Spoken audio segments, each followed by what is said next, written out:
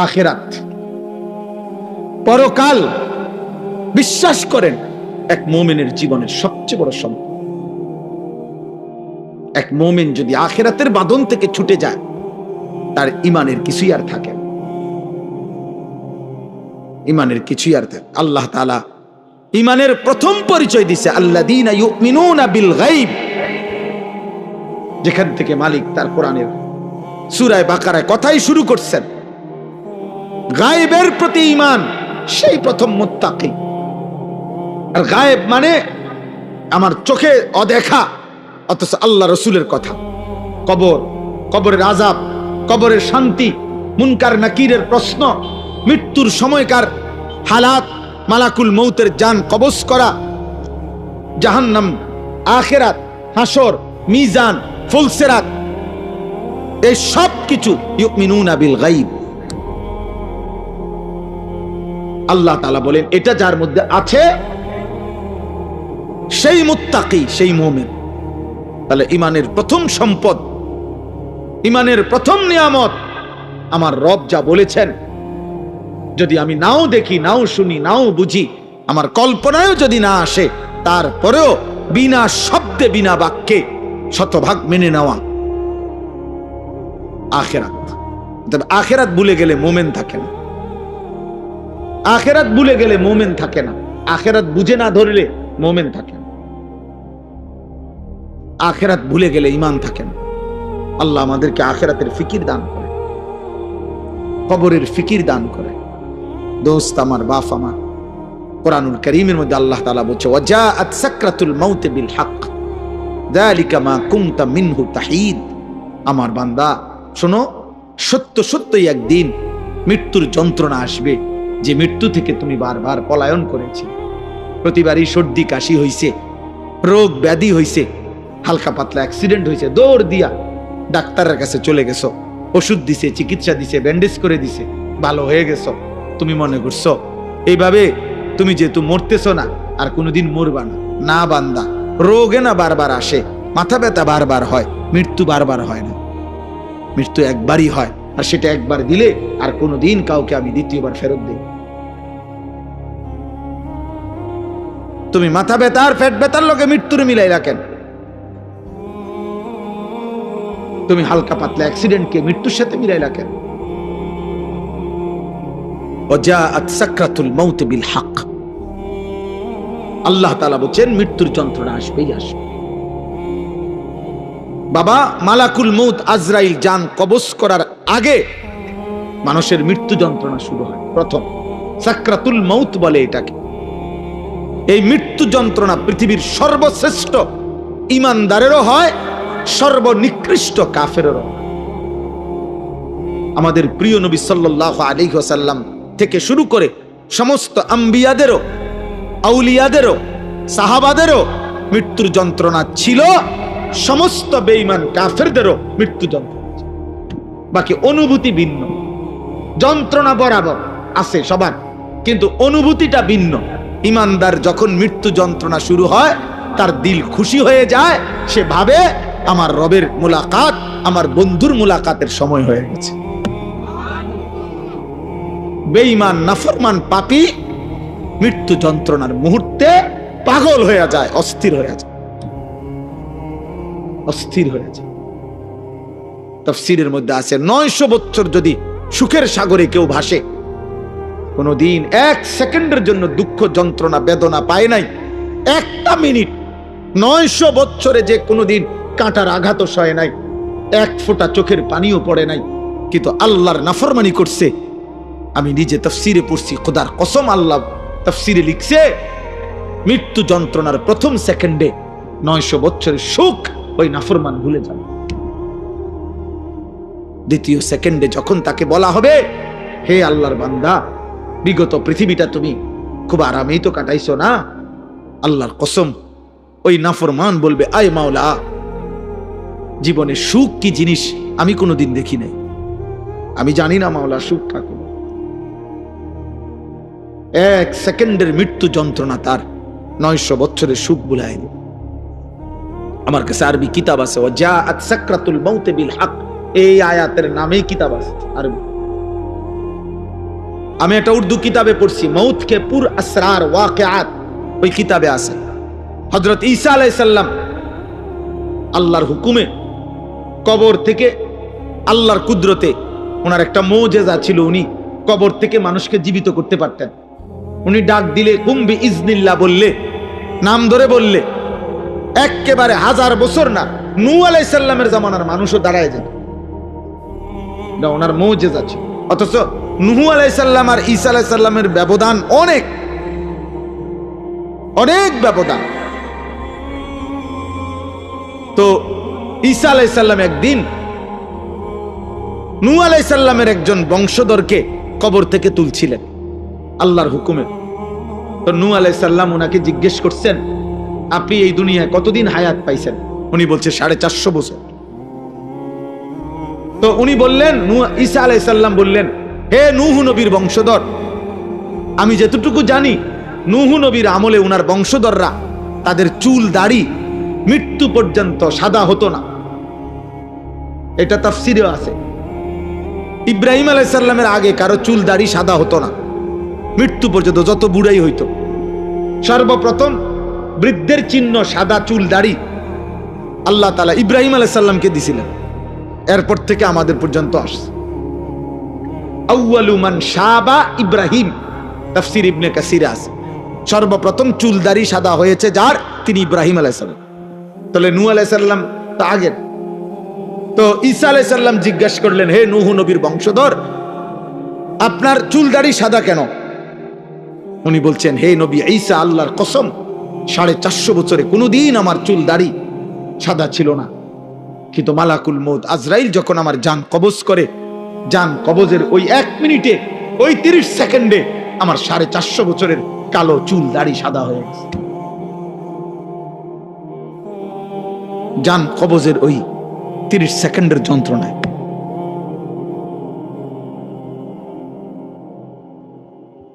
এই জন্য দোস্ত, নওজোয়ান, প্রিয় ভাই, বাবা, হারামের উপরে যারা বেড়ে উঠছেন, গুনাহের উপরে যারা বড় হচ্ছেন, রাত পার করেন, দিন পার করেন, আমি কিংবা আপনি খুব চালাক মনে করেন,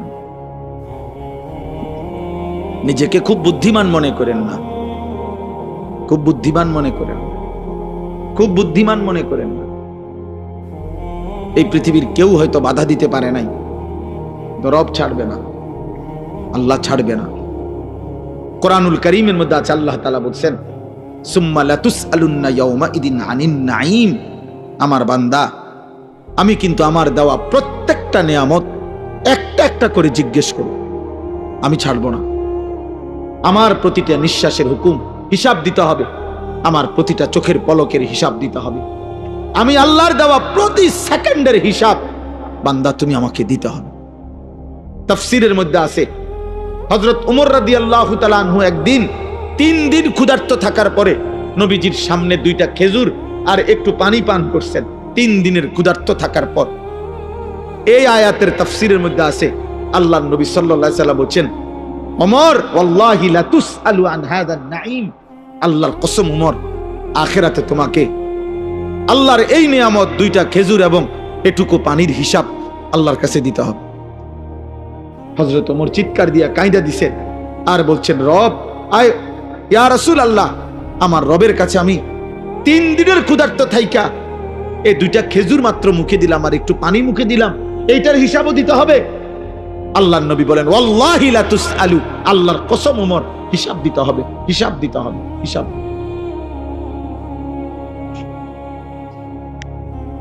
প্রিয় ভাই, বাপ, বন্ধু, নওজোয়ান সাথী, আমাদের প্রত্যেকের হায়াত আমাদের বিরুদ্ধে সাক্ষী। কোরআন শরীফে আছে, আমাদের প্রত্যেকের হায়াত, জীবন, সময়, যাকে আল্লাহ যেটুকু হায়াত দিছেন, খোদার কসম কিয়ামতের দিন আল্লাহ তাআলা আমাদের হায়াত আমাদের বিরুদ্ধে সাক্ষ্য হিসাবে আল্লাহ প্রমাণ দিবেন, পেশ করবেন।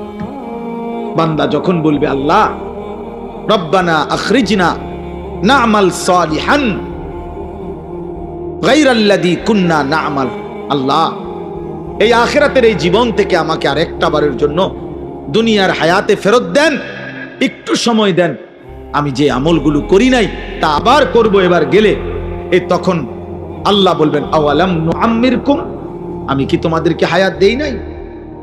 আমি কি জীবন দেই নাই? এতদিন, এত ঘন্টা, এত মিনিট দেই নাই আমি? তো তৎক্ষণাৎ আল্লাহ তাআলা আল্লাহর দেওয়া এই হায়াতের পেশ করবেন আর বলবেন, বান্দা আমার দেওয়া 30 বছর কি করেছি, আমার দেওয়া 40 বছর কি করছিল, আমার দেওয়া 50 বছর কি করছিল? আমি প্রতিদিন একবার এটা বলি, এই জীবন কেমন জীবন, আহা এই মুসলমানের জিন্দিগি কেমন জিন্দিগি, ওই যুবক কেমন মুসলমান, ওই মা কেমন মুসলমান, ওই বাবা কি মুসলমান। খোদার 365 দিনে 1 বছর টানা কোনো দিন যে ফজরের নামাজ পড়ে নাই, আহা এটা কি জীবন, এটা কিভাবে সম্ভব? একটা মুসলমানের জন্য এটা কিভাবে সম্ভব? এটা কিভাবে কল্পনা করা যায়, কিভাবে মানা যায়? আমি কোনো ক্যালকুলেশনে এটা বুঝি না যে মুসলমান একদিন 2 দিন না, 1টা বছর কোনো দিন সে জানেও না তার উপরে আল্লাহ ফজরের নামাজ ফরজ করছে। ওফো, আশ্চর্য যুবক তোমার জীবন।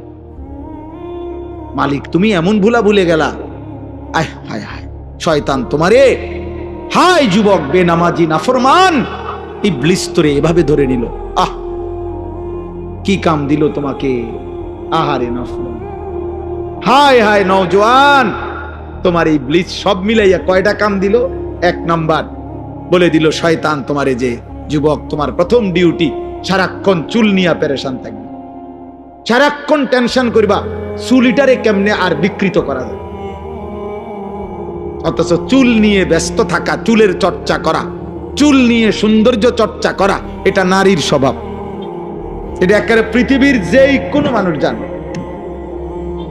যুগ যুগ ধরে মানুষ জানে পৃথিবীতে নারীর শোভা, নারীর চুল। নারীর সৌন্দর্যের একটি অন্যতম অংশ হলো নারীর চুল। নারীর চুলের জন্য পৃথিবীতে যত তেল প্রসাধনী, পুরুষের জন্য এতটা নাই। নারীর চুল আশ্রাইবার জন্য যত চিরুনি, পুরুষের জন্য এত চিরুনি আসেনি। তাহলে চুল নিয়ে ব্যস্ত থাকা এ তো নারীর স্বভাব। এই জন্য যেই সমস্ত যুবকদেরকে সারাক্ষণ চুল নিয়ে ব্যস্ত রাখছে শয়তান, ওরা হাফ লেডিস। আরেক ধাক্কায় আরেক বাকি, আর যদি 2-4 বছর চলে এমনি আশা করা যায় ট্রান্সজেন্ডার হয়ে যাবে। এটা একদিন ঘুমের তুইটা কইব, আমার কি মনে হয় আমি নিজেই বুঝতেছি না। আমার মনে হয় শনিবার রবিবার সোমবার আমার বেড হইতো না, মঙ্গল বুধ বিশুদ্ধ আমার নিজেরই আমার মহিলা মনে হয়, আর শুক্রবার কিছুই মনে হয়। আমি পায়জামাও না, হাফ প্যান্টও না, মারু হাফ প্যান্টও না। আমি কি আমি নিজেই বলতে পারি না। আহ কে আমার মালিক, কে আমার নবী, কি আমার ধর্ম, কে আমার মা, কে আমার বাবা, কি আমার পরিচয়, কি আমার সৌন্দর্য, আহ কিছুই জানে না, কিছুই জানে না। এমন আত্মভোলা হওয়া, এমন আত্মপরিচয় ভুলে যাওয়া, আপন ঠিকানা ভুলে যাওয়া, আত্মপরিচয় ভুলে যাওয়া, খোদার কসম কোন মানুষের জীবনে একটাইতে বড় ব্যর্থতা, কাপুরুষতা আর কিছু হইতে পারে না। এই যুবক তুমি ব্যর্থ যুবক বেটা, যে তার রবের পরিচয় ভুলে গেছে, যে তার মায়ের পরিচয় ভুলে গেছ, যে তার বাবার পরিচয় ভুলে। তোমার বাবা থেকে শুরু করে পিছনের 100 বৎসরে কারো চুল এমন ছিল না তুমি যে বেঈমানের মতো চুল রাখছো। অতএব তুমি শেকড় ছিটাই, তুমি শেকড় ছিড়া, তোমার শিকড় নাই, তোমার কোনো শিকড় নেই, তোমার কোনো শিকড় নাই, তোমার কোনো বাঁধন নাই, তুমি বাঁধন হারা, তুমি মুক্ত, তুমি স্বাধীন, তুমি ওড়ো ঘোড়ো এক জন্তু জানোয়ারের যেমন কোনো বিধি নিষেধ নাই, হালাল হারাম নাই, তোমারও কোনো হালাল হারাম নাই। আপন মাকেও দেখো, মোবাইলের নর্তকীকেও দেখো, আপন বোনকেও দেখো, রাস্তার বেহায়া নারীকেও দেখো। তার মানে তোমার জীবন স্বাধীন জীবন, যে জীবনে কোনো বিধি নিষেধ নাই। তো ইনসানের জীবন, তো হাইওয়ানের জীবন। গরুর কোনো বিধিনিষেধ নাই, ছাগলের জন্য বিধান নাই, কুকুরের কোনো বিধান নাই, শূকরের কোনো বিধান নাই, বিড়ালের কোনো বিধান নাই, গরু ছাগলের কোনো পাক না ফাক নাই, হালাল হারাম নাই, জায়েজ না জায়েজ নাই, কিচ্ছু নাই। ও তো হাইওয়ান, ও তো জানোয়ার। বিধান তো ইনসানের জন্য। বিধান কার জন্য? ইনসানের জন্য। প্রিয় ভাই, দিশার কলম পড়ালেখা আমরাও করছি, বাংলা, অঙ্ক, ইংরেজি, পদার্থ, জীববিজ্ঞান পড়ছি আমরা। অতএব বুঝ করেই বলছি, আমরাও সায়েন্সের ছাত্র, বিজ্ঞান বিভাগের ছাত্র। জি জি, অতএব বুঝছেই করি, হিসাব করো। নওজোয়ান ভাই, বয়স্ক বাবা, আপনার ছেলেকে মানুষ বানাইছেন কিভাবে? আপনি প্রমাণ করে বুঝায় দেন। এক ওয়াক্ত নামাজ পড়ে না, পাক নাফাকের ধার ধারে না, এক বেলা পেশাব করে সে পানি নেয় না, টয়লেট পেপার ব্যবহার করে না, রাস্তার প্রতিটা নারীর দিকে তাকায়া থাকে, সারা রাত মোবাইলে উলঙ্গ ছবি দেখে, দুষ্ট চরিত্রহীন বন্ধুদের সাথে আড্ডা দেয়। এই ছেলে আপনার ইনসান হইছে কিভাবে, মানুষ হইছে কিভাবে সেটা বলেন। ইকোনমিক্যাল অ্যানিমেল হইতে পারে, বাট ইনসান হয় নাই। মানে অর্থনৈতিক প্রাণী হইছে, টাকা উপার্জনকারী একটি প্রাণী হয়েছে, কিন্তু মানুষ হয় নাই, মানুষ হয় নাই, মানুষ হয় নাই। সেজদা না দিলে মানুষ হয় না, গোলামি না করলে মানুষ হয় না, রব না চিনলে মানুষ হয় না, মদিনার বন্ধুকে না চিনলে মানুষ হয় না, কোরআন না পড়লে মানুষ হয় না, গোলামির সেজদা না দিলে মানুষ হয় না। ইকোনমিক্যাল অ্যানিমেল মানে অর্থনৈতিক প্রাণী হয়, টাকা উপার্জনকারী একটি প্রাণী হয়, ইনসান হয় না। ইনসান হয় না, অসভ্য ইনসান নয়, চরিত্রহীন ইনসান নয়, লম্পট ইনসান নয়, বেবিচারী ইনসান নয়, নেশাখোর ইনসান নয়। তো নেশাখোর, ওরে তো মানুষ মানুষ বলে না, ওরে নেশাখোর কয়। ওরে মানুষ মানুষ কয় না, ওরে সুদখোর কয়। ওরে মানুষ মদখোর কয়, গাঁজাখোর, ফুট্টাখোর, বাবাখোর, ইয়াবাখোর, হারামখোর কয়। এই নামে ভিজিটিং কার্ড করো যে লোকে আমাকে এই নামে চেনে, আমাকে আপনি এভাবে বলি, তা নাই তো কি বলে? ইনসান গোলামিকে বলে, রবের গোলামি যে করে, মুনিবের গোলামি যে করে, এমন মালিক ছেড়ে দেওয়া ঠিক না রে বাপ। এই বাপ, এমন রব ছেড়ে দেওয়া ঠিক না বাপ।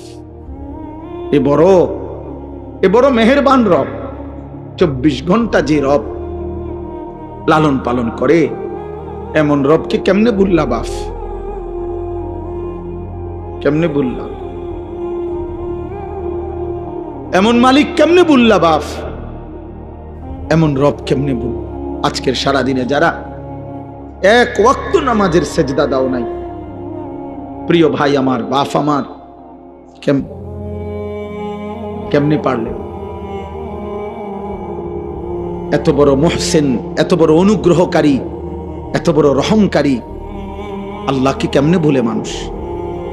আলাম নাজালিল আরদা মিহাদা ওয়াল জিবালা আওতাদা ওয়া খালাকনাকুম আজওয়াজা ওয়া জাআলনা নাওমাকুম সুবাতা ওয়া জাআলনাল লাইলা লিবাসা। আল্লাহ বলেন, বলো না বান্দা, এই জমিন আমি কি তোমার জন্য বিছিয়ে দেই নাই? আমি রব্বুল আলামিন কি পাহাড়গুলো তোমার জন্য পেরেগের মতো স্থাপন করি নাই? আমি কি তোমাদের সকলকে জোড়ায় জোড়ায় নারী পুরুষে সৃষ্টি করি নাই? আল্লাহ বলেন, 2 চোখের ঘুম আমি রব কি দেই নাই? রাত্রিটাকে অন্ধকারের কালো চাদর দিয়ে আমি কি ঢেকে দেই নাই? আবার আলোকিত একটা প্রখর দিন উপার্জন করার জন্য আমি কি বানিয়ে দেই নাই? মাথার উপরে 7টি আসমান আমি আল্লাহ কি দেই নাই?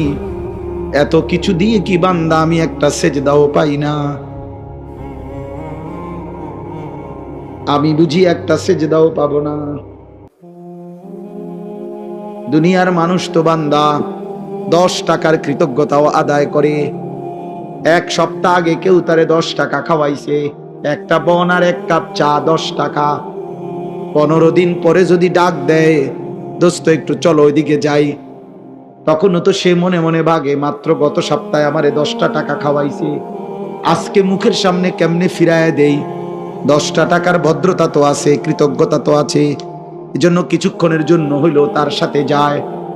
10 টাকার কৃতজ্ঞতা যদি এতটুকু হয়, এত বড় কায়নাত দিয়ে যেই রব আমারে লালন পালন করে, সেই রবের সেজদা কেমনে না দিয়ে থাকে রে বাপ। কে বললো তোমারে তুমি মুসলমান? সেজদা না দিলে তো সে মুসলমান হয় না। নবী সাল্লাল্লাহু আলাইহি সাল্লাম তো স্পষ্ট বলেছেন, বাইনার রাজুলি ওয়া বাইনাশ শিরকি ওয়াল কুফর তারকুস সালাহ। নবীজি বলছেন, কোন ব্যক্তি মুশরিক না কাফের, এটা চিহ্নিত করার, পার্থক্য করার মাধ্যম হলো নামাজ পড়া বা না পড়া। পড়লে মুমিন, না পড়লে বেঈমান। মান তারাকা সালাতাম মুতাআম্মিদান ফাকাদ কাফারা, ফাকাদ কাফারা কাফারা কাফারা। নবী বলেন, ইচ্ছে করে যে নামাজ ছেড়ে দিল সে কাফের হলো, কুফরি করলো। হ্যাঁ,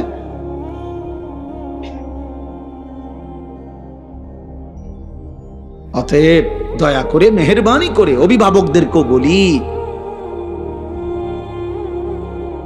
জিন্দেগির হিসাব মিলাইয়া যাবে, নিজের জীবনের সফলতা কিংবা ব্যর্থতা মিলাইয়া যায়। আল্লাহ আমাদেরকে তৌফিক দান করে।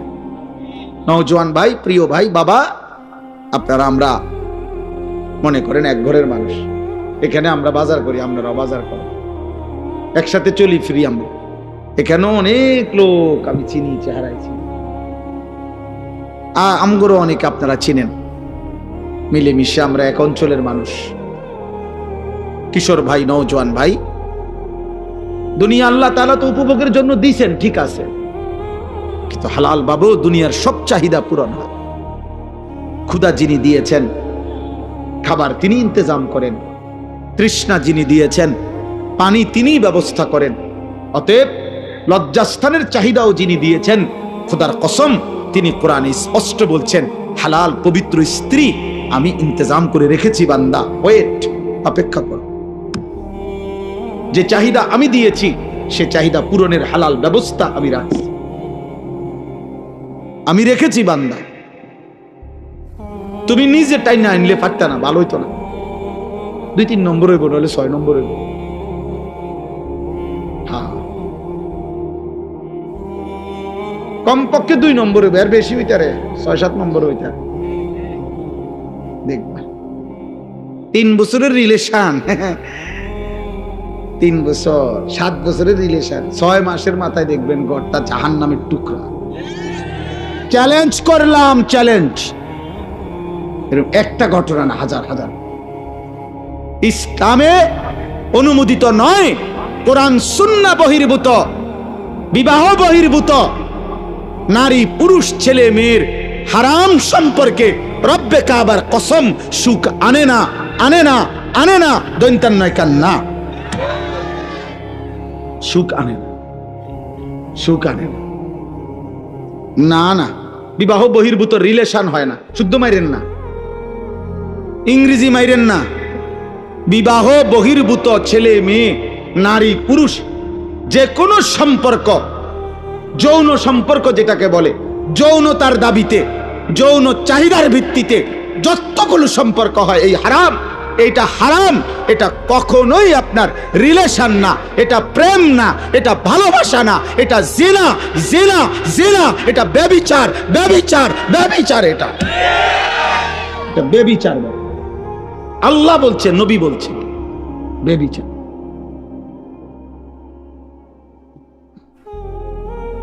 কোনোভাবেই প্রেম হয় না। প্রেম এই শব্দটি বিবাহ বহির্ভূত ছেলে মেয়ের ক্ষেত্রে ব্যবহার করার শরীয়তে কোনো অনুমতি নাই। ভালোবাসা হয় না এটা। মহাব্বত এই শব্দ আল্লাহ নিজের জন্য ব্যবহার করছেন, মহাব্বত এই শব্দ আল্লাহ রসুলের জন্য ব্যবহার করছেন, মহাব্বত এই শব্দ আল্লাহ দ্বীনের জন্য ব্যবহার করছেন। এত দামি আজিমুশান শব্দ এই ফালতু কাজে লাগাই দিলেন। হ্যাঁ, পার্কের সিফায় রেস্তোরাঁর কোনায়, অর্ধেক আলো অর্ধেক অন্ধকারের ভিতরে ভালোবাসা, জিনা জিনা, বেবিচার, অসভ্যতা, ফাহেসা, অশ্লীলতা, নোংরামি, বেহায়াপনা, চরিত্রহীনতা। এটা প্রেম না, এটা ভালোবাসা নয়। আল্লাহ আমাদেরকে হেফাজত করে। একটা ছেলের কলিজায়ও যদি এই ফিকির আসে, একটা সন্তানের কলিজায়ও, মুসলমানের এক কন্যাও যদি বুঝে, ওই সমাজ দামি হবে, সুন্দর হবে, সুন্দর হবে।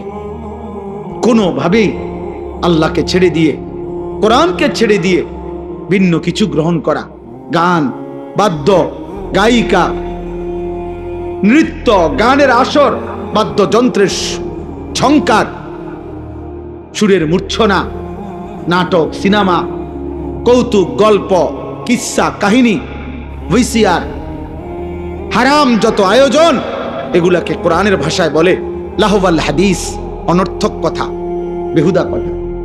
আর আল্লাহ বলেন এই কথাগুলোর ইন্তেজাম, এর সাথে সম্পৃক্ত যারা, আমি আল্লাহ তাদের জন্য অত্যন্ত অপমানকর, লজ্জাজনক আযাব নির্ধারণ করেছি।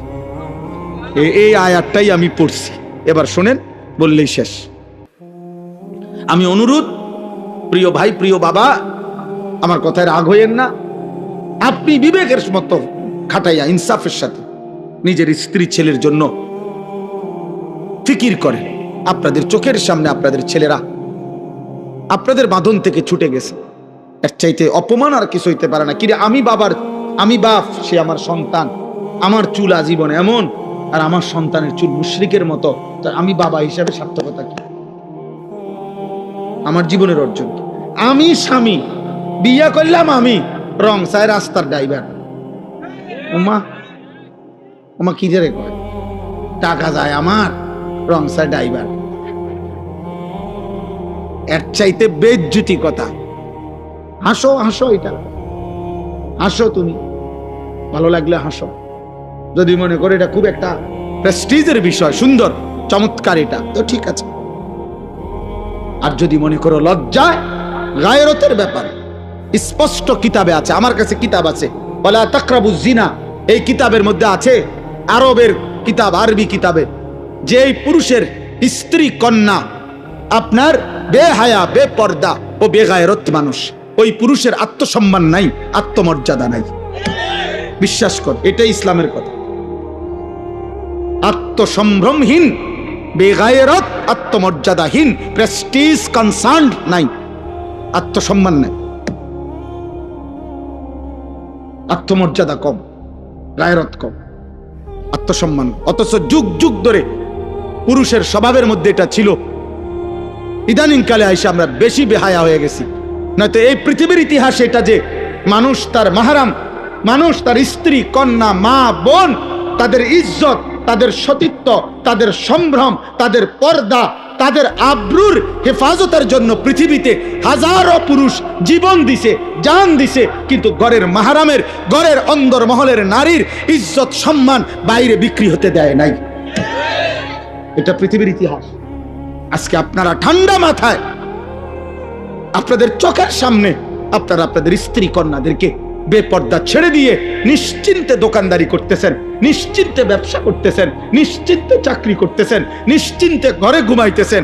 আহা মুসলমান, 16 বছরের মেয়েটা 1 ঘন্টা ধরে সাইজা ওই যে বাইরে গেল, কার হাতে ছেড়ে দিল? ওরে কোথায় পাঠাইল? ওর লগে ওর মাহারাম কই? হায় হায়, ওরে কার হাতে ছেড়ে দিলেন? আপনি ঘুমাইলেন কেমনে বাপ?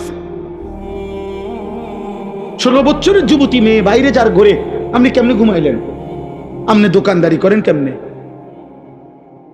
আপনি চাকরি করেন কেমনে? বলেন কি? কত বড় নির্লজ্জ বেগায়রত পুরুষ মুসলমান, তার মেয়েটা উপযুক্ত হয়ে গেছে, বালেগা, প্রাপ্তবয়স্কা মেয়ে, 16 বছর, 18 বছর, 13 থেকে 14 বছর বয়স হলেই মেয়ে প্রাপ্তবয়স্কা হয়, মাসিক ঋতুস্রাব শুরু হয়, এরপর থেকেই সে বালেগা। এমন মেয়ে 15, 16, 14 বছর, 16 বছর, এই মেয়ে স্কুলের গাড়ি কইরা ছেলে মেয়ে একসাথে কইরা কক্সবাজার যায়, রাতের 9টায় গাড়ি ছাড়ে, সকাল 9টায় কক্সবাজার পৌঁছে। কার হাতে ছেড়ে দিলেন মেয়েকে? আপনি বলবেন আমার এটা সংকীর্ণতা না, ঠিক আছে, আপনার উদারতা নিয়ে আপনি সহ ওঠেন বাসে। আপনি বলবেন হুজুরদের মধ্যে বেশি সংকীর্ণতা, হুজুরদের অন্তর খারাপ। না, আপনার অন্তর একবার ফকফকা, একেবারে ভাইসে গেছে আলোতে, ফকফকা। আপনার অন্তরে টিউবলাইট। কিন্তু ইসলাম এটা অনুমোদন করে? আস্তাগফিরুল্লাহ, আস্তাগফিরুল্লাহ, আস্তাগফিরুল্লাহ। ওই বাবা মরে যাওয়া উচিত। ওই স্বামীর আর থাকলো কি, যার স্ত্রী বেপর্দা? ওই বাবার আর থাকলো কি, যার কন্যা বেপর্দা?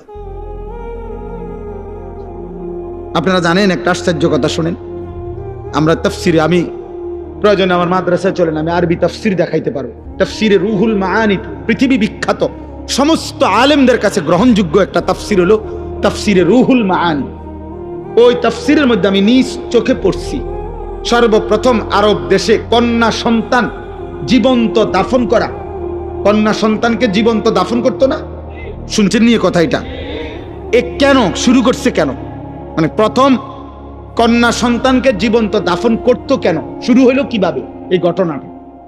ওই তাফসিরের মধ্যে লিখছে বিআইয়ি যামবিন কুতিলাত, এই আয়াতের তাফসির আছে কাসিম ভাই। তো লিখছে যে রবিয়া আরবের একটি বিখ্যাত গোত্র ছিল, রবিয়া।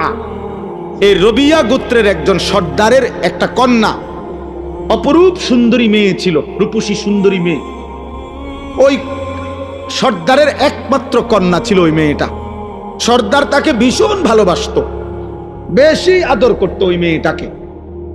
তো পার্শ্ববর্তী এক গোত্রের, আরেক গোত্রের একটা ছেলে, যুবক, এই মেয়েটার সাথে সম্পর্ক করে, হারাম সম্পর্ক করে তারে বাগায় নিয়ে গেছে, নিয়া ওই গোত্রে নিছে গা, নিয়ে এখন তাকে সে বিবাহ করছে, অথবা তখনকার রেওয়াজে বিবাহ যেটাই হয়েছে জাহিলি যুগের নিয়মে বিবাহ শাদী করছে।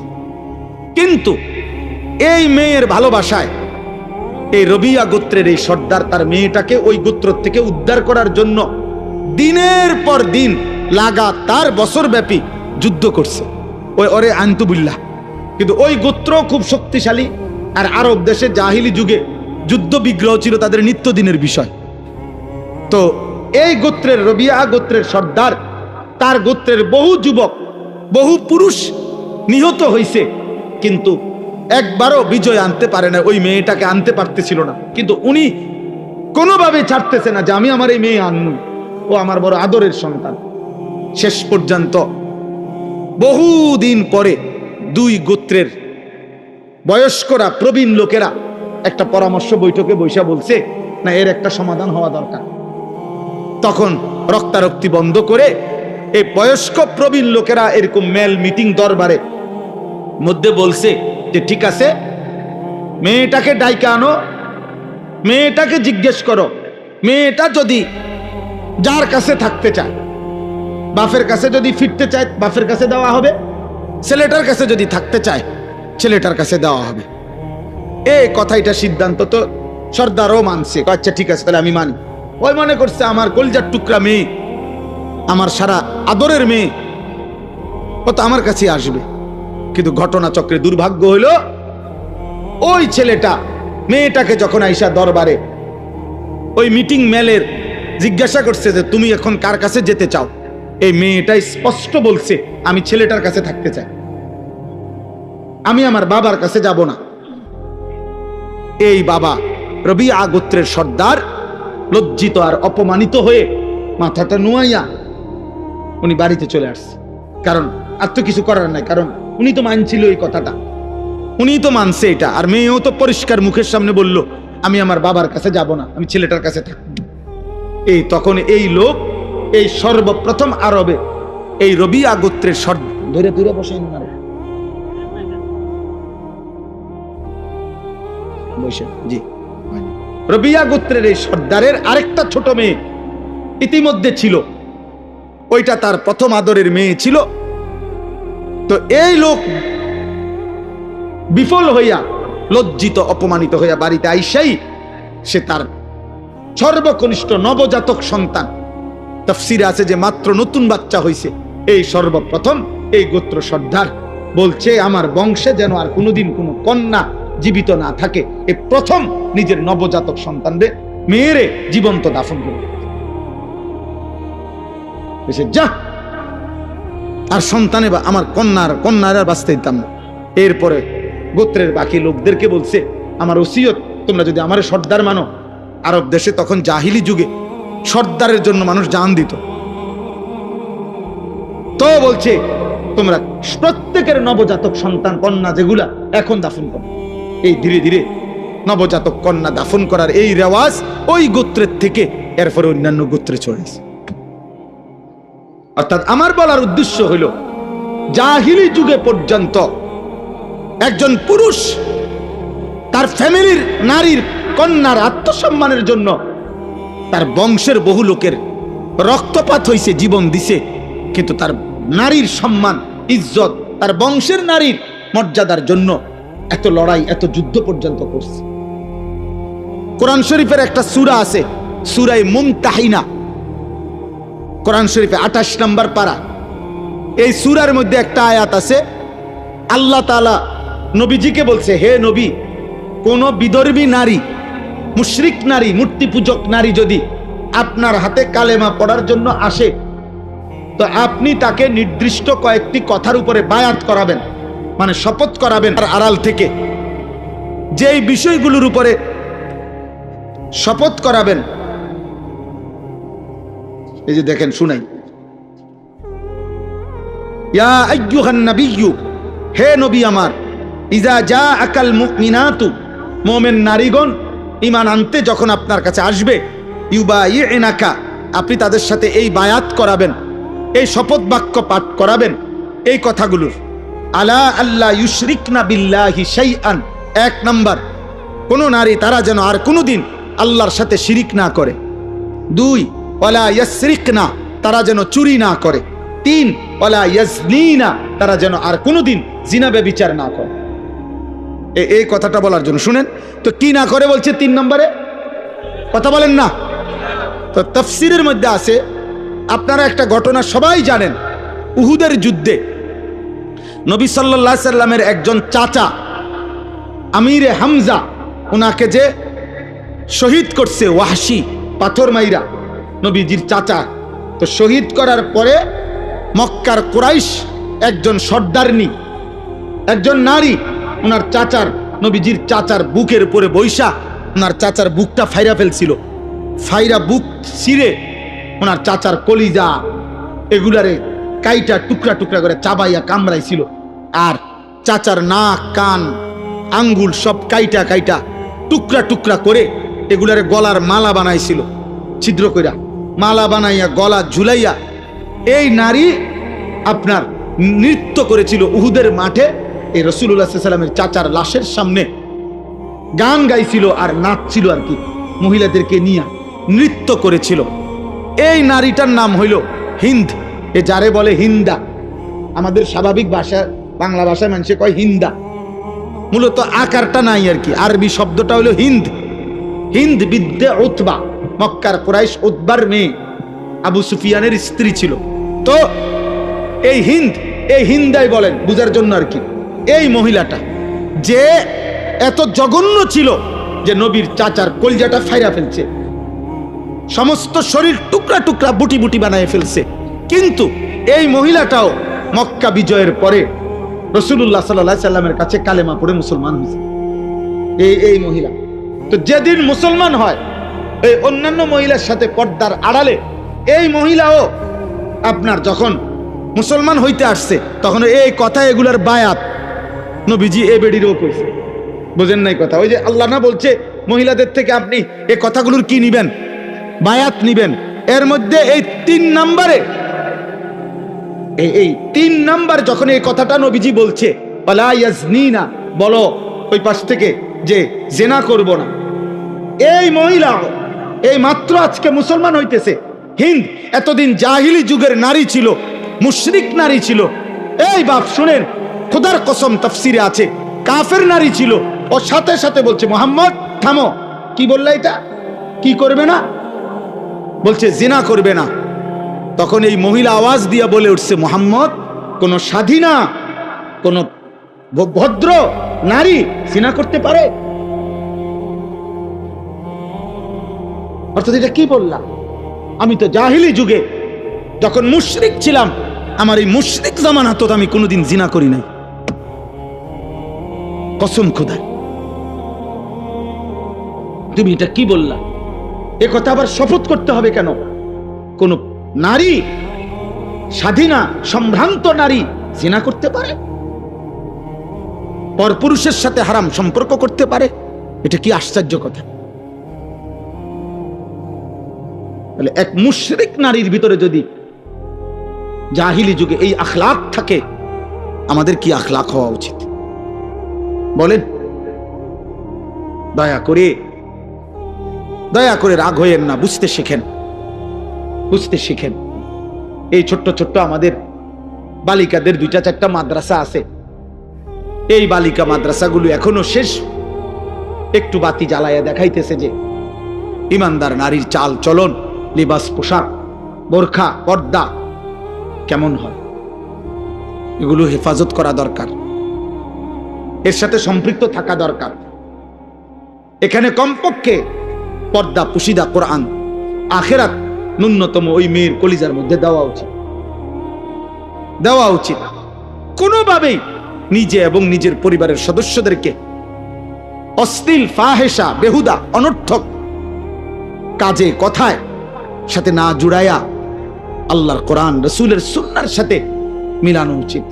ইদানিং কালে আপনারা বুঝতেছেন না, অনেকেই আপনারা ইচ্ছা করে ভদ্রতার মুখোশ ধরে ফ্যাশনের নামে অথবা অতি শিক্ষিত বা উচ্চ শিক্ষিতের ভান করে আপনারা আপনাদের ঘরের মাহরাম, আপনাদের পবিত্রা, আপনাদের ইমানদার নারীদেরকে আপনারা বেপর্দা, বেহায়াপনায় ছেড়ে দিয়ে নিজেরা আত্মতৃপ্তি অথবা মানসিক তৃপ্তি ভোগ করছেন। এটা ঠিক হচ্ছে না, এটা ঠিক হচ্ছে না। বাপ, আপনিও মরে যাবেন, আপনার বিবিও মরে যাবে, আপনিও মরে যাবেন, মেয়েটারও মৃত্যু হবে। ওরা আখিরাতটা নষ্ট করেন, ওরে আল্লাহ ভুলাই দিয়েন না, ওরে কবর ভুলাই দিয়েন না, ওরে মালিক ভুলাই দিয়েন না, ওরে তার ইজ্জতের কদর ভুলাই দিয়েন না। কোন নারীর ইজ্জত, সম্ভ্রম, পর্দা, সতীত্ব, হায়া, এটা নারীর শ্রেষ্ঠ সম্পদ। এই জন্য কোরআনুল কারীমের মধ্যে ইসলামের যত পাপের শাস্তি, একমাত্র পাপ জিনা, ব্যভিচার, এই শাস্তির বিধান বলতে গিয়ে নারীর কথা আগে উল্লেখ করছে। অর্থাৎ বুঝাইছে, আমরা তাফসিরে পড়ছি, তাফসিরে হেদায়েতুল কোরআন, ভারতীয় উপমহাদেশের শ্রেষ্ঠ শেখুল হাদিস, মুহাদ্দিস, এই শেষ জামানার শ্রেষ্ঠ মুহাদ্দিস যাকে বলা হইতো, যুগ শ্রেষ্ঠ আলেমে দিন, সারা পৃথিবী খ্যাত আলেমে দিন ছিলেন দারুল উলুম দেওবন্দ মাদ্রাসার শেখুল হাদিস, সদরুল মুদাররিসিন হযরত মাওলানা সাঈদ আহমদ পালনপুরি রাহমাতুল্লাহ আলাইহির কিতাব তাফসিরে হেদায়েতুল কোরআন। ওই তাফসিরে হেদায়েতুল কোরআনে আছে, একজন নারীর সত্তার ভিতরে, রক্তের ভিতরে, নারীর অস্তিত্বের ভিতরে, নারীর সৃষ্টির মধ্যে আল্লাহ তাআলা হায়া, লজ্জার অনুভূতি পুরুষের চাইতো অনেক গুণ বেশি আল্লাহ সৃষ্টিগতভাবে বাড়ায় দিয়েছেন। এটা তার অস্তিত্বের মধ্যে, এটা তার রক্তের মধ্যে, সৃষ্টির মধ্যে তার হায়া, তার লজ্জা, তার সতীত্বের হেফাজতের কদর, নিজেকে ঢেকে রাখা, আবরণে রাখা, নিজেকে শালীন পোশাকে রাখা, আবৃত করে রাখা, গোপন করে রাখার প্রবণতা, মানসিকতাটা আল্লাহ তাআলা নারীর মধ্যে বেশি দিছেন, নারীর মধ্যে বেশি দিছেন, সৃষ্টিগতভাবে বাড়ায় দিছেন। আপনি চিকিৎসা বিজ্ঞানে পড়া দেখেন কোন বইতে, আমার কাছে আছে বই, নারীর শরীর আর পুরুষের শরীরের গঠনের ভিতরে অনেক উপাদান ব্যবধান আছে, কোনটা পুরুষের বেশি, কোনটা নারীর বেশি। এক্ষেত্রে হায়া সৃষ্টিগতভাবে নারীর বেশি, আল্লাহ প্রদত্ত। অতএব যে নারী পুরুষের চাইতে বেশি হায়া যার অস্তিত্বের ভিতরে দেওয়া হয়েছিল সৃষ্টির ভিতরে, সেই হায়ার মনে করেন হায়ার চাদর, হায়ার পর্দার সাগর ডিঙ্গায়া যে কোনো পর পুরুষের সাথে ব্যভিচার করেছে, হারাম সম্পর্ক করেছে, এ বাস্তবিক অর্থে নিকৃষ্ট নারী। এই জন্য আল্লাহ বলছে আয-যানিয়াতু ওয়াজ-যানি, ব্যভিচারের শাস্তি যখন দিবা তো আল্লাহ বলছে ব্যভিচারিণী নারী এবং ব্যভিচারী পুরুষ উভয়কে আগে বলছে নারী, এরপরে বলছে পুরুষ, উভয়কে প্রকাশ্য দিবালোকে জনসম্মুখে ইসলামী রাষ্ট্রের খেলাফতের অনুমতিতে আল্লাহর বিধানে চামড়ার চাবুক দিয়ে অবিবাহিত পুরুষ এবং মেয়ে মানে অবিবাহিত ছেলে এবং মেয়েকে একশত করে লোকসম্মুখে বেত্রাঘাত করবে। আর যদি বিবাহিত পুরুষ এবং নারী হয়, মুতাওয়াতির অকাট্য হাদিস দ্বারা কোরআনের আয়াত মনসুখের মাধ্যমে আল্লাহ নবী বলছেন তাকে প্রকাশ্য দিবালোকে পাথর মেরে মেরে হত্যা করবে। রজম আমনে যদি বলেন এটা খুব জঘন্য, না আমনের জঘন্য লই আমনে থাকে। আপনার যদি বলেন এটা মারাত্মক ভীতিকর, আমনে টামনে নিয়ে থাকেন। আল্লাহ তাআলা বলছে ওয়ালা ইয়াখুজকুম বিহিমা রাফাতুন ফি দীনিল্লাহ, ব্যভিচারের শাস্তি দিতে গিয়ে কারো দিলে যেন এক বিন্দু দয়া মায়া অনুকম্পা না আসে, সাবধান। আল্লাহ বলছে বেশি আলগা ফিরিত দেখাইও না, আলগা মায়া দেখাইও না, আলগা মায়া দেখাইও না। আমি আল্লাহ আরহামুর রাহিমিন, আমি রহমান, আমি রহিম। তোমার কলজার মধ্যে যেই মায়া এটা আমি দিছি, তোমার মার কলজার যে মায়া আমি দিছি, তোমার বাপের কলজার মধ্যে যেই মায়া আমি দিছি, এই গোটা সৃষ্টির মধ্যে যত প্রতিটা সৃষ্টিতে যত মায়া এটা আমি আল্লাহ দিছি, ভালোবাসা আমি দিছি, মায়া দয়া আমি দিছি, আমার থেকে দেওয়া। তুমি আমার থেকে বেশি দয়া বুঝো না। অতএব আমার ভাই, আমার বন্ধু, আমি মহিলা মাদ্রাসার মাহফিল, বালিকা মাদ্রাসা, এই জন্য এগুলো বলছি। এতগুলো কথা শক্ত বললাম এই কারণে। আপনার মেয়েকে ফিরান, আপনার মেয়ের আখলাকের আপনি পড়ান, কোনো অসুবিধা নাই। এই বাপ, পড়ানো নিষেধ না।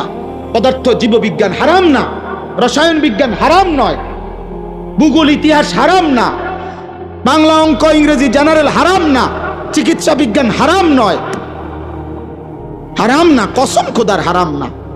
আপনার জ্ঞান, আপনার সন্তানের জ্ঞান আটলান্টিক মহাসাগর পরিমাণ হোক, হিমালয় পর্বতের উচ্চতায় পৌঁছে যাক আপনার সন্তানের জ্ঞান, আমরা দোয়া করি। কিন্তু আল্লাহ ভুলাই দিলেন কেন? আখিরাত ভুলাই দিলেন কেন? নামাজ ভুলাই দিলেন কেন? কোরআন ভুলাই দিলেন কেন? আমি আজকেও মাগরিবের পরে বলছি, যেই জবান, যেই জিব্বা রবের কোরআন পড়তে জানে না, আহা জিব্বা, তুমি জীবনে কথা বলার কোনো মজাই পাও নাই। কথার কত স্বাদ, জিব্বার কথা বলার যে মজা, তুমি সেই মজাই পাও না। তুমি জীবনে জিব্বার কোনো স্বাদই পাও নাই। আমি সবসময় বলি, যেই চোখ মালিকের ঘর দেখে নাই, কাবার কালো গিলাফ দেখে নাই, মদিনার সবুজ গম্বুজ দেখে নাই, ও তো দেখার কোনো মজাই পায় না। ও আর দেখলোটাই কে? কালো গিলাফ যে দেখে নাই, সবুজ গম্বুজ যে দেখে নাই, ওই চোখ আর দেখলো কি বেটা? কক্সবাজার 1 কোটি বার দেখলেও তো কালো গিলাফের সৌন্দর্যের সামনে কিচ্ছু না। পৃথিবীর সমস্ত নয়নাভিরাম প্রাকৃতিক সৌন্দর্য যিনি দান, সমুদ্রের প্রতিটা ঢেউ তো রবের দান। হ্যাঁ, এই পৃথিবীর দার্জিলিং বলেন আর যাই বলেন, সব সুন্দর, ফুলের যত সুন্দর, গাছের যত সুন্দর, সাগরের যত সুন্দর, নদীর যত সুন্দর, এ তো মহান আল্লাহর দান। সেই মালিক চারিদিকে যত সৌন্দর্য যিনি দিছেন, তিনিই বলছেন আমি আমার কায়নাতের সবচেয়ে বেশি সৌন্দর্য আমার মদিনার বন্ধু, আমার মাহবুব, আমার রসুলকে দিয়েছি। আছে খুবা হামা দারান্দ তু তন্হা দারি। আল্লামা ইকবাল বলছে, হে নবী, 1.25 লক্ষ নবীর যত সিফাত, গুণ, বৈশিষ্ট্য একা আপনার মাঝে যদি তালাশ করি, সব আপনার মাঝেই খুঁজে পাই। আপনি একাই সব। আপনি হাসলে পৃথিবী হাসে, আপনি কাঁদলে পৃথিবী কাঁদে। আপনার হাসি সেরা, আপনার কান্নাই সেরা, আপনার জীবনের সবকিছু সেরা। ওয়া ইন্নাকা লাআলা খুলুকিন আযীম।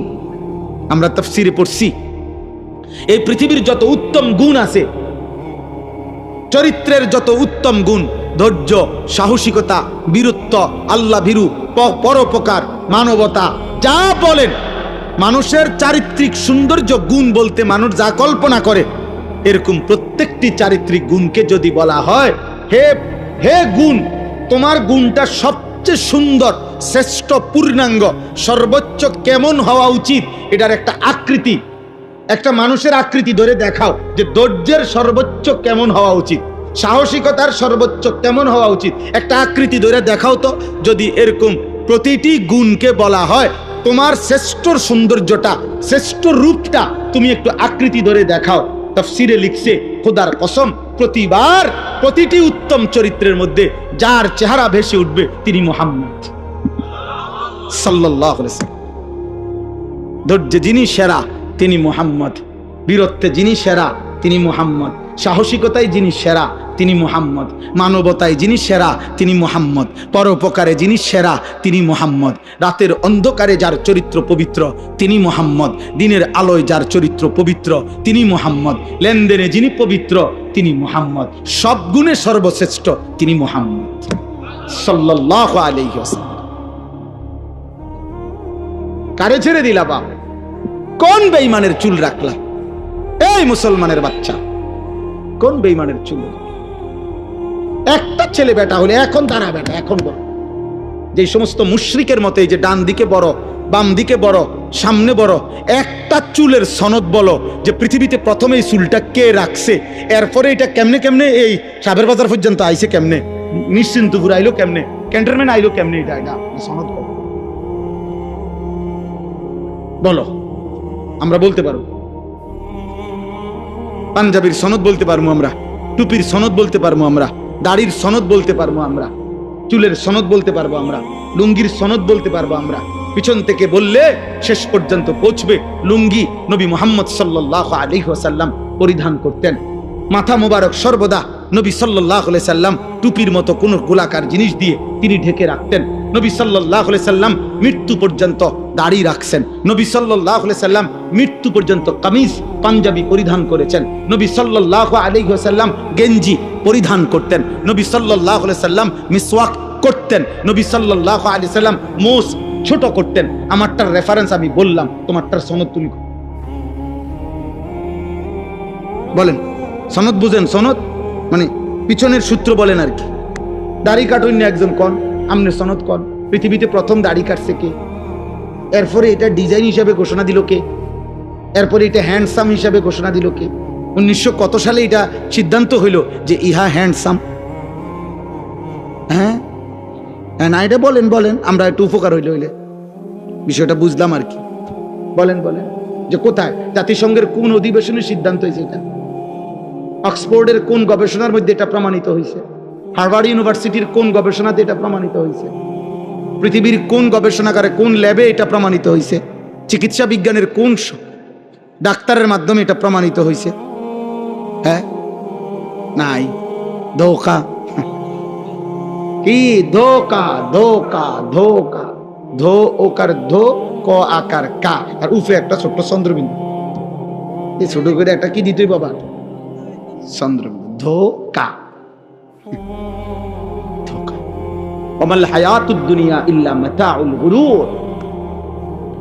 দুনিয়ার জীবন ধোকা ধোকা ধোকা। আল্লাহ আমাদেরকে বুঝ দান করেন, বুঝ দান করেন। চলেন আমি শুধু তর্জমা বলে আমার 2 আয়াত শেষ করি। কথা বলা হয়েছে আলহামদুলিল্লাহ। আমিনান নাসি মান ইয়াশতারি লাহওয়াল হাদিস।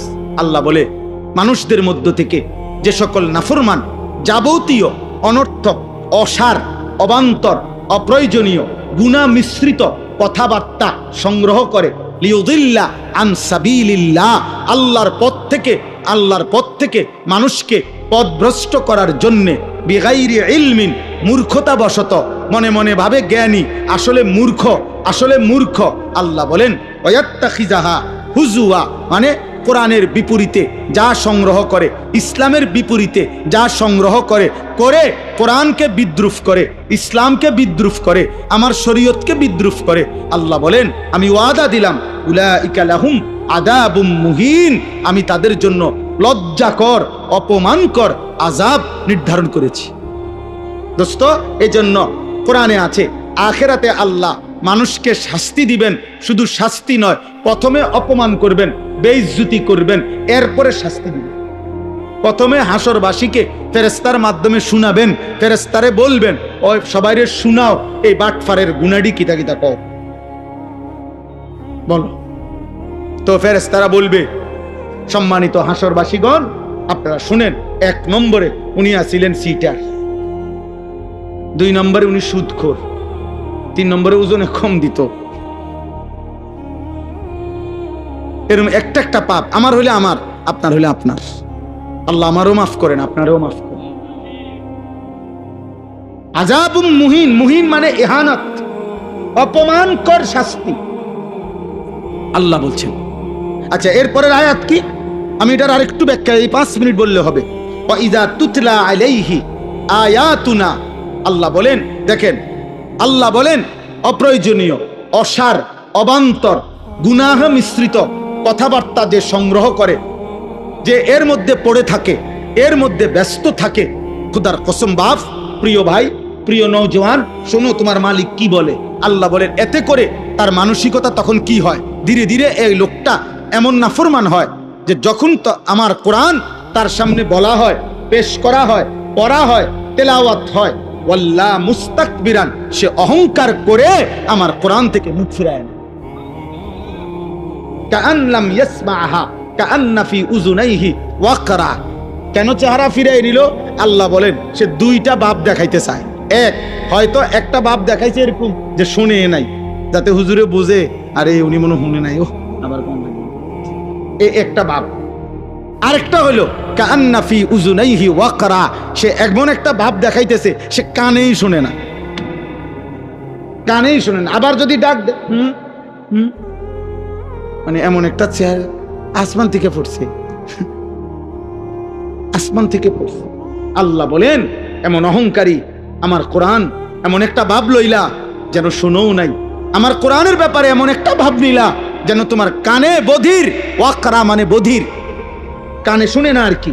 আল্লাহ বলেন ফাবাশশিরহু বিআযাবিন আলীম, হে নবী আমার, বন্ধু আমার, এমন নাফরমানকেও আপনি অত্যন্ত পীড়াদায়ক, ভয়ানক, মর্মান্তিক আযাবের সুসংবাদ দেন। কি সংবাদ? মানে এটা হলো বিদ্রুপাত্মক কথা। আল্লাহ বলছেন ওরে সুসংবাদ দেন যে ভাইজান আপনার জন্য একটি সুসংবাদ, আপনাকে অচিরেই কবরে টাঙ্গাইয়া ফেডন হইব,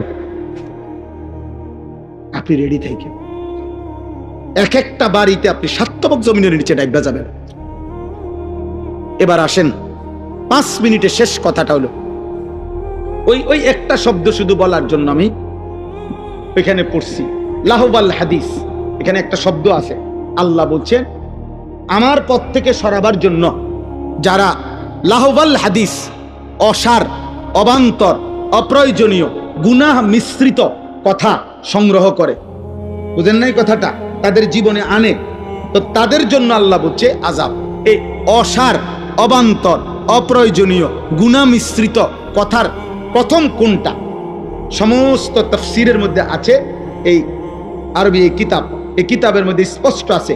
হযরত আব্দুল্লাহ ইবনে মাসউদ, নবীর বিখ্যাত সাহাবী, বলছেন ওয়াল্লাহিল্লাযী লা ইলাহা ইল্লা হু, তিনি বলছে ওই আল্লাহর কসম যার তিনি ছাড়া আর কোনো ইলাহ নাই, আমি সেই রবের কসম করে বলছি, ওয়াল গিনা, লাহবাল হাদিস ওয়াল গিনা, সমস্ত গান বাদ্য, সমস্ত গান বাদ্য, গায়িকা, গানের আসর, নৃত্যের আসর, বাদ্যের যন্ত্রের ঝংকার, সুর, এই বাদ্য যন্ত্র সহ যত কথাবার্তার আয়োজন আল্লাহর কোরআনে এই লাহবাল হাদিস বলতে এটাই বোঝানো হয়েছে।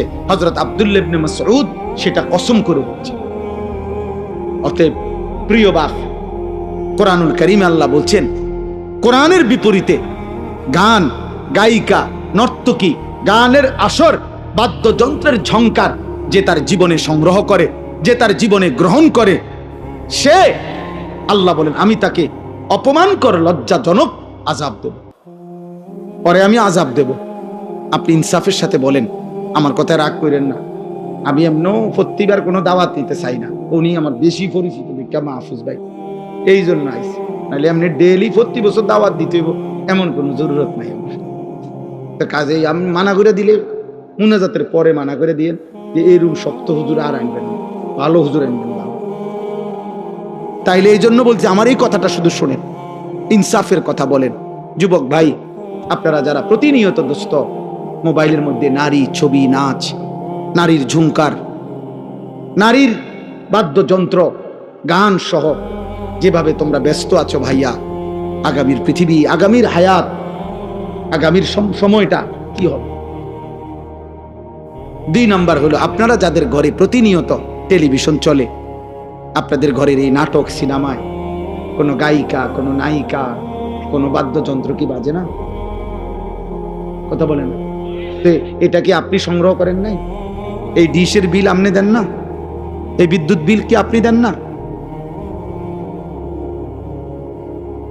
হ্যাঁ, আল্লাহ তাআলা তো বলছে এই মানুষটা, সে তার অনুসারীদেরকে আমি আল্লাহর পথ থেকে গুমরাহ করে পথভ্রষ্ট করে।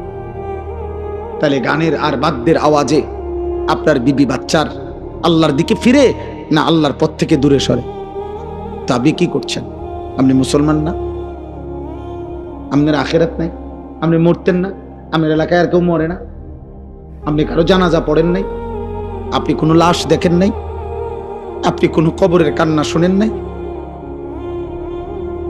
হযরত ওমর ইবনে আব্দুল আজিজ বলতেন কবরে দাঁড়ায়া, আইয়ুহাল কবর মাযা ফাআলতা বিল আহিব্বা। পৃথিবী বিখ্যাত তাবিঈ ছিলেন, ইসলামের 5ম খলিফা বলা হইতো ওনারে, ওমর ইবনে আব্দুল আজিজ। উনি মাঝে মাঝে কবরস্থানে দাঁড়াইয়া বলতেন, হে কবর, বলো না তুমি আমার স্বজন, আমার আপনজনদের সাথে তুমি কি করছো?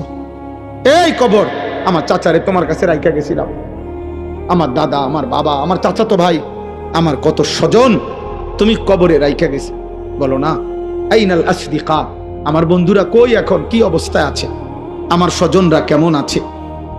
খোদার কসম, তিনি কাঁদতেন, আর ওনার সাথে যারা দাঁড়ায় থাকতো ওনাদেরকে বলতেন, শোনো কবর আমারে কি বলছে জানো?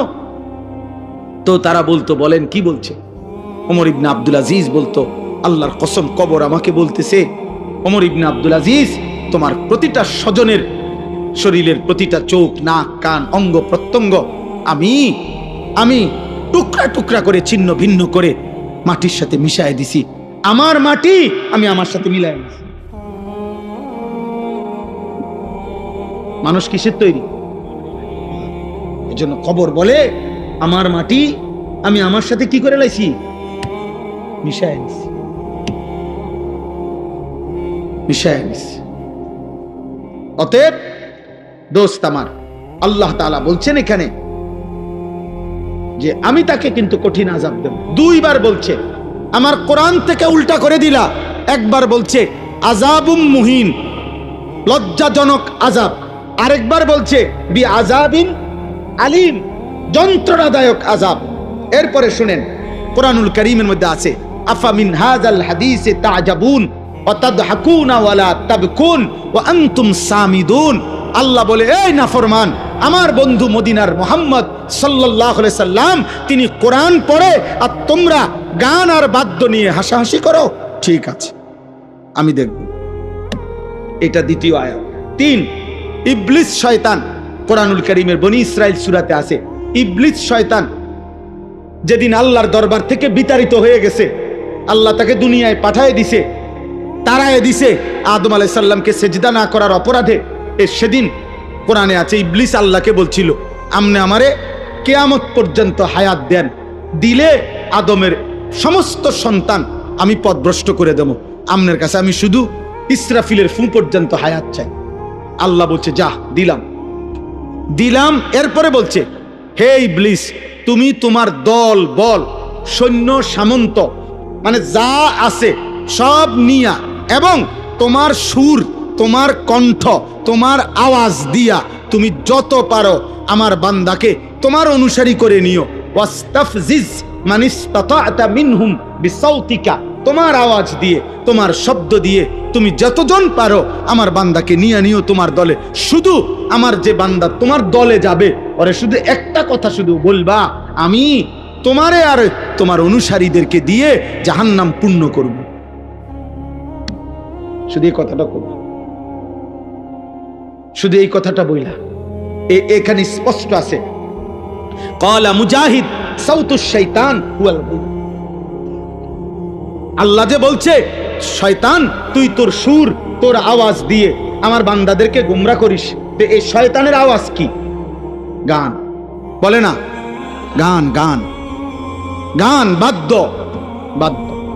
এটা কোরআনের দলিল, কোরআনের দলিল। এবার হাদিস শুনেন, রাসূলুল্লাহ সাল্লাল্লাহু আলাইহি সাল্লাম বলেন, এই হাদিসটাই আমি শুরুতে পড়ছি, লা ইয়াকুনু ফি উম্মতি, আমার উম্মত, ফি উম্মতি, আমার উম্মতের মধ্যে শেষ জামানায় তিনটা বড় আযাব আসবে।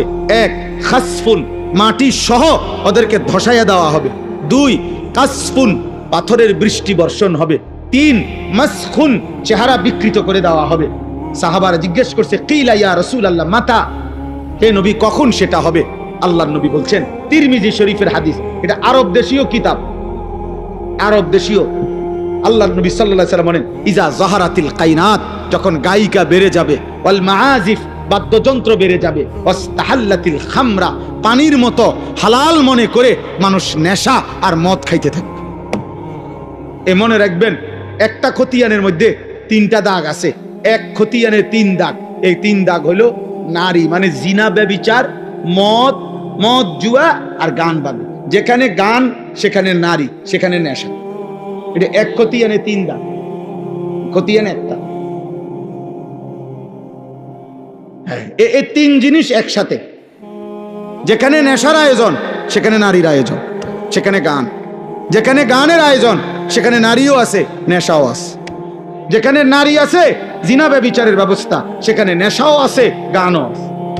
বোঝেন না কথাটা? এটা কি এক খতিয়ানে, এক খতিয়ানে।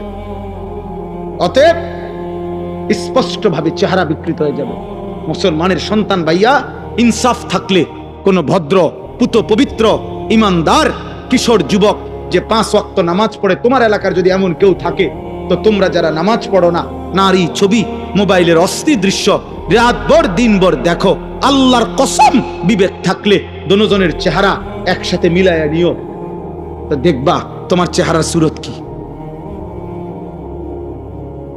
অর্ধেক ডিসকালার হয়ে গেছে, বেডি চাইতে চাইতে, নর্তকী দেখতে দেখতে অর্ধেক চেহারা বসকাই গেছে, চাফা সুফা পড়ি মড়ি ভিতরে ঢুকে গেছে অর্ধেক।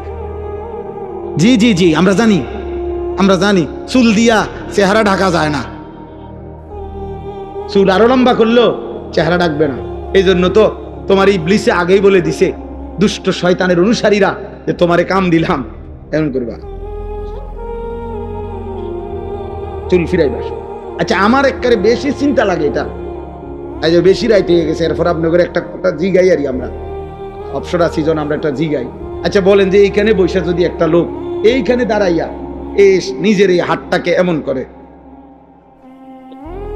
মনে করে 5 মিনিট করলো, আচ্ছা যেই কোনো মানুষ কবো মা এই ভাগ হলেন খারাপ করে বলবে কিনা বলে, এই থেকে এরম করে, কি রে ভাই আপনার কি সমস্যা, আপনি এরম করেন কা? তা তুমি কে এরম করো ভাইয়া? তুমি চুল এটার এমন করো কেন? তোমারে কোন মাতালে এই বুদ্ধি দিল যে এটা ফ্যাশন? দেখো তোমার একটা আকাম ধরাই দিল, তোমার তো একটা ফালতু কামেনা ধরাই দিল। এতে বেলা তুমি মুড়ি বাজদা, তুমি হ্যাঁ বাদাম বাজতা, মাশাআল্লাহ কমপক্ষে 300 টাকার বাদাম বেচতে, এতটি লোক বাদাম কিনলে ফায়দা হইতো। এজন্য আমার শায়েখ আল্লামা মুফতি মুশতাকুন নবী কাসেমি হুজুর বলছেন আমার মাদ্রাসায় ওই দিন বৃহস্পতিবারে যুবকদেরকে বলতে গিয়ে, যে হে যুবক, প্রয়োজনে তুমি 12 ঘন্টা হালাল উপার্জনের জন্য কর্ম করো, আল্লাহ নারাজ হবে না একবারও। তুমি শুধু সেজদা দিও, নামাজের ওয়াক্তে নামাজ পড়ো, আল্লাহর মুখে মুখে ডাইকো, আর 12 ঘন্টা 18 ঘন্টা প্রয়োজনে উপার্জন করো, রোজগার করো। রোজগার করে যদি তুমি 1000 কোটি টাকার মালিক হও, হালাল উপার্জন করে, খোদার কসম আল্লাহ নারাজ হবে না, নারাজ হবে না, নারাজ হবে না। তুমি উপার্জন করো, তুমি মাড়ি কাটো বেটা, কিছু একটা করো। 18 বছর বয়সের যুবক এত অপদার্থ হয় কেমনে যে টোটো টোটো করে ঘুরে? 8 ঘন্টা, 3টা থেকে রাত 11টা, 8 ঘন্টা যে ঘুরলা এই পৃথিবীতে, কর্মের ঘন্টা 8 ঘন্টা। সারাটা দেশে অগণিত মানুষের কর্মস্থলে কর্মঘণ্টা কত? 8 ঘন্টার ডিউটিতে 40,000 টাকা বেতন পায়, এই 8 ঘন্টার ডিউটিতে 1 লক্ষ টাকা বেতন পায়, এই 8 ঘন্টার ডিউটিতে গার্মেন্টস চলে, মেল চলে, ফ্যাক্টরি চলে, সমস্ত সরকারি প্রতিষ্ঠানগুলোতে সকাল 8টা থেকে বিকাল 4টা পর্যন্ত 8 ঘন্টার ডিউটি হয় না? তাইলে 8 ঘন্টায় তো রাষ্ট্র চলে, 8 ঘন্টায় তো পৃথিবী চলে। তুমি কেমনে 8 ঘন্টা আড্ডা দিয়ে শেষ করে দিলা? বলো না ভাই, একজন ভাই বলো, একজন যুবক বলো, করছোটা কি বাবা? করছোটা কি? কেউ জানে না পৃথিবীর কখনকার কোন জায়গার মানচিত্র কখন উল্টে যায়। সুদান সম্পর্কে কেউ ভাবে নাই এমন নির্মম একজন মানুষ, একজন কসাই, একজন ব্যক্তি তার জঘন্য কিছু অনুসারী নিয়ে এভাবে বনি আদমকে জবাই করে ফেলবে, কেউ জানতো না। কিন্তু রক্তের বন্যা বহায় দিছে, রক্তের বন্যা বহায় দিছে।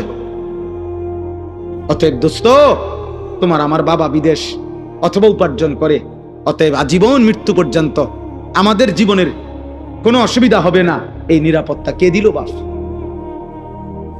কে দিল? আল্লাহ আমাদেরকে হেফাজত করেন। অতএব আজকে এই নিয়ত করেন, গান বাদ্য থেকে বেঁচে থাকবো ইনশাআল্লাহ। বলেন ইনশাআল্লাহ। ইমাম হযরত আবু বকর সিদ্দিক বলছেন, আল গিনা মিজমারুশ শাইতান, গান শয়তানের বাদ্য।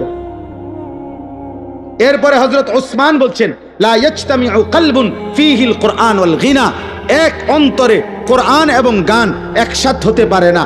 যেই দিলে গান আছে সেই দিলে কোরআন আসবে না, যেই দিলে কোরআন আছে ইনশাআল্লাহ সেই দিলে গান আসবে না, গান আসবে না। ইমাম মালিক রাহমাতুল্লাহ আলাইহি বলছে, মা ইয়াফআলুহু ইনদানা ইল্লাল ফুসাক, তিনি বলেন যুগ যুগ ধরে আমাদের আরব সমাজে গান বাদ্য যারা করে তাদেরকে আমরা ফাসিক ছাড়া অন্য কিছু বলি না। হ্যাঁ, ইমাম আহমদ ইবনে হাম্বল বলছে, আল গিনা ইউমবিতুন নিফাকা ফিল কলব, গান বাদ্য ধীরে ধীরে কোন ব্যক্তির অন্তরে ঈমান সরাইয়া মুনাফিকি উৎপন্ন করে। ইমাম শাফিঈ রাহমাতুল্লাহ বলছে, আল গিনা দিয়াসাতুন, গান বাদ্য যে অভ্যস্ত সে দাইয়ুস, তার জন্য জান্নাত হারাম। ইমামে আজম আবু হানিফা বলছে, সিমাউল আগানি ফিসকুন ওয়াত তালাজ্জুদু বিহা কুফরুন, গান শোনা প্রকাশ্য পাপ, আর গান শুননা মজা পাওয়া কুফরি। কুফরি কুফরি মজা পাওয়া বুঝেন?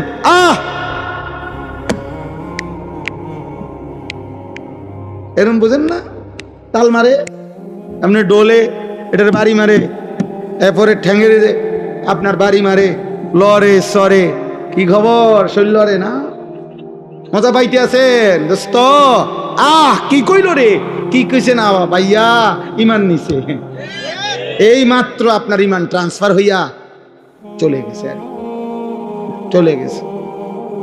আপনার অ্যাকাউন্টে আর টাকা নাই, কোজেন